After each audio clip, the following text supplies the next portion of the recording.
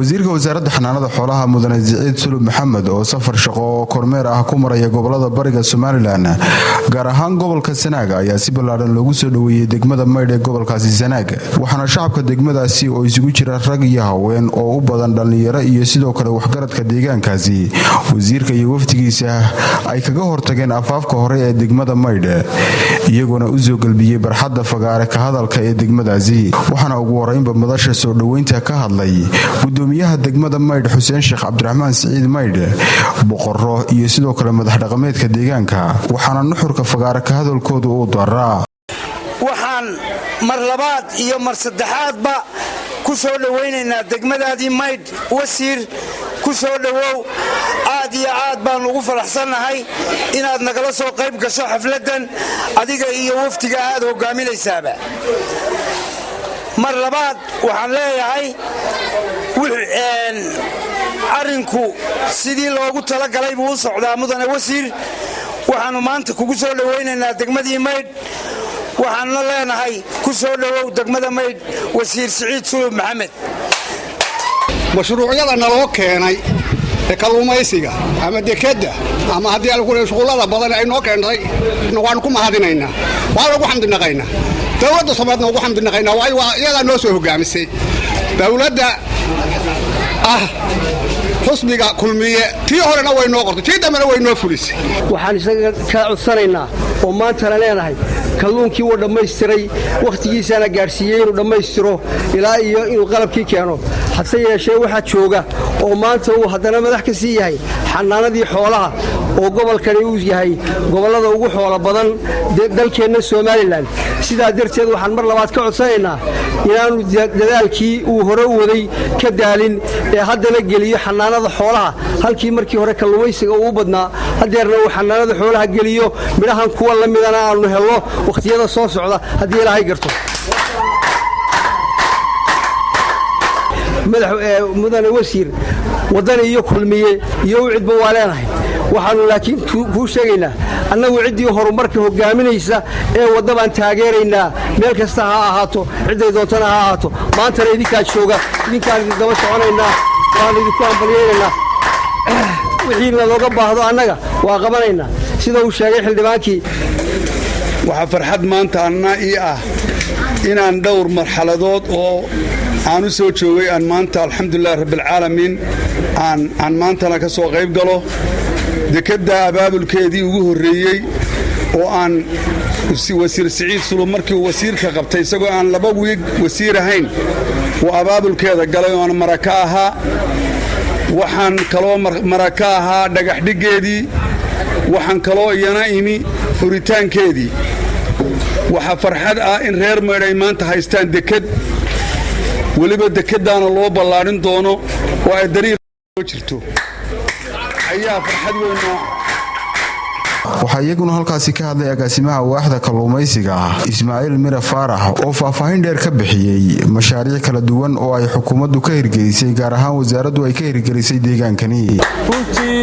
waxaan oran karayaa wasiir waa maalin kale iyaduna qiimaheeda leh oo farxadeed inaynu maalinteenu imaadnada mashruuc qiimo leh ee xariga ka go'no ama dhagax dhigno degmada Maydh maanta halka waxaynu joognaa wareejinta qalabkii laga soo iibiyay mashruuca laga maalgeliyay sanduuqa horumarinta Soomaaliland SDF kaasoo wasaaraddu wasiirku ku wareejinayo iskaashatada degmada Maydh ee Rajo qalabkaas oo ka kooban ashyaabo kala duwan oo gaaraya ilaa 40 shay runtii waxa laga yaabaa marka la dhaho ashyaadana qiimaha faraha badan bay ku kacday in la dhaho shabagan iyo motooradan baa intaas oo qiimaha ku kacay laakiin hadda qiimeeyo shabaga iyo inta shay uu baahan yahay in lagu shaqeysto waayo shabaga kaliya shaqo ma qabanayo haddaanu helin dhammaan alaabooyinka uu baahan yahay waxaan oran karnaa hadda shabaga iyo alaabta ku xidhan oo ku shaqeynaya wuxuu ku kacayaa qiimo dhow $1,000 shabagii marka la sugeeyo marka waa waxa uu yeelay qiimaha iyo value-ga waliba ashaadan waa shaad tayo leh oo qiimo leh oo la hubiyay oo wasaaradda SDF ka kaashadeen in la keeno nooca ugu tayada wanaagsan oo cimrigoodu dheeraan karayo muddo lagu shaqeysan karayo isduwaha wasaaradda xanaanada xoolaha iyo barisaab ku-xigeenka gobolka Sanaag ayaa iyaguna madashan ka jeediyay hadallo isugu jira soo dhaweyn iyo sidoo kale mahadnaq halkan waxa laga sheegay wasiir Saciid Sulub Maxamed inuu yahay wasiirka waxqabadka xukuumadan Muuse Biixi Cabdi waaqirayna waxa weeye Saciid Sulub Maxamed waxa weeye xagga qaybta kalluunka iyo qaybta xanaanada xoolaha dhammaantood waxbuu ka qabtay wax weyn buu qabtay waxyaabaha uu qabtay la muuqan kara ee la arki karo waxa kamid ah dekada mayd baraf dhaliyaashan hay'ad warehouse-kan laga dhisay halkan oo dekada loo dhisay wasiirku sideen la soconoba ama aad qirteen wuxuu ku suntan yahay ka gobol ahaan sanaag ahaan wuxuu inoogu suntan yahay ka degmo ahaan wuxuu idinku suntan yahay wasiirkii waxqabadka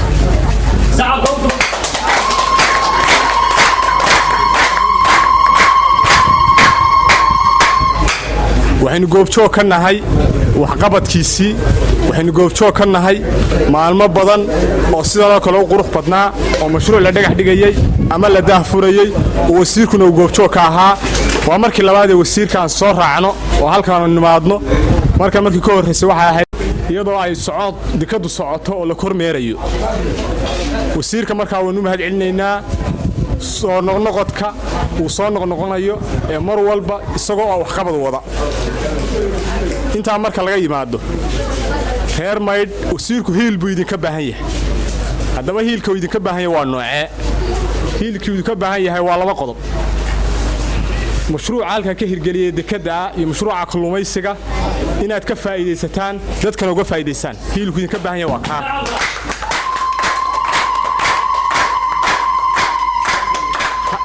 haddii aad eragaabo kalluun soo gaadhsiin kari weydeen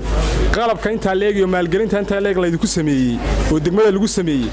taa macnaheedu waxa weeyaan wasiirka inaadaan u hiilin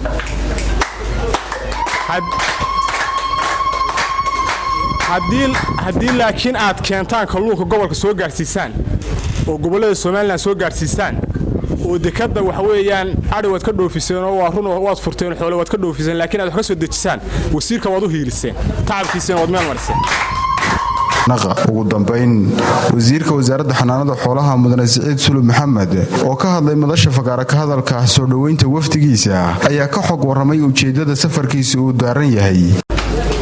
ilaa iyo imaka ay tahay 23 waxaan u soo noqonaynaa wuxuun baa yahay waxqabad iyo inaanu horumarino degmadan iyo degmooyinka kale ee xeebta Soomaaliland ku yaala min Saylac ilaa iyo Laasqoray oo hawlo badan iyo effort badan aanu gelinay oo dhammaan intooda badan dhammaan inta xeebta ah ee stationada xarumaha kalluunka ah ay yaalaan qalabkii looga baahnaa lagu kalluumaysanayay ama kalluunka lagu qaboojinayay ama ha noqdeen mashiinadii barafka dhalinayay ama kuwii qaboojinayay ama wixii kale looga baahnaa oo dhan shaqaalii ka shaqaynayay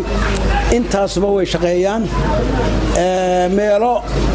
faylgaroobay oo qalabkii aanu dhignay aanay ku shaqaynin way jiraan laakiin meelo badan baa shaqeeyay xarumo cusub aanu samaynay baa jirto oo Saylac iyo Lughaye iyo dhul badan ah iyo qalab cusub aanu ku kordhinay inkastoo dadkeenu aanu active ku ahayn ama ku dadaal badnayn xagga badda haddana wixii loo helayay iyo wixii loo haaban karayayba ama qasnada dawladda laga bixiyo ama hay'adaha loogu daro mashaariicda ay naga maalgelinayaane waa ku dadaalay dadaalka aanu qabanay 4 sanadood ugu dambeeyay intaan wasiirka kalluunka ahaa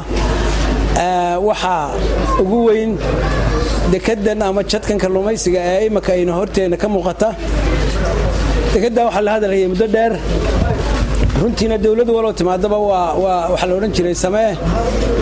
laakiin hadalhaynteedu wuxuu ahaa 10 sanadood kama yareen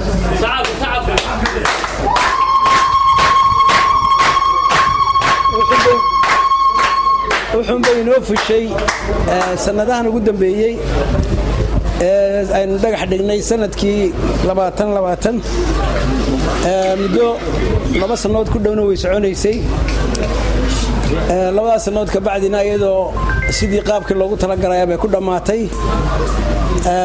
aad baa waxaan u xusayaa maadaama wasaaradii kalluunka ay makana laga wareejiyay tacabkii loo galay ninba intuu ku lahaa wuu calaamadsan yahay laakiin madaxweynahan doonaya inaan uga mahadnaqo 2020kii waa ka covidkii nagu dhacay marka lacagtii 5 milyan ahayd ee loogu talagalay in lagu dhiso dekedan 700,000 baa gaabtay 700,000 waxa deeqda qaybta qoladan qaaran bixiyaasha Ingiriiska ayay ahayd Ingiriisku wuxuu covid waxba dhacayo lacagta ma hayno wasaaradda qorsheynta ayaa igu wargelisay inay lacagtaas u gaabatay lacagta hadhay kalena aanay dekadii dhisayn dabeedna la gelinayo mashaariic kale lacagta inta hadhay dhowr goor horena way ku dhacday dekada sidaas dabeedna qolada qorsheynta waxaan ku yiri bal aynu meelo kale wax uga doono laakiin lacagtaas naga noqon mayso dekadaan ku dhisaynaa waxa ilaahay sahlaynan madaxweynaha ula taga arinta oo aan raahdo dekadii waxay u fadhidaa $700,000 oo qaadaankii Ingiriiska ahaa dabeedna safiirkii Ingiriiska ee Nairobi joogay markiiba madaxweynuhu la hadlay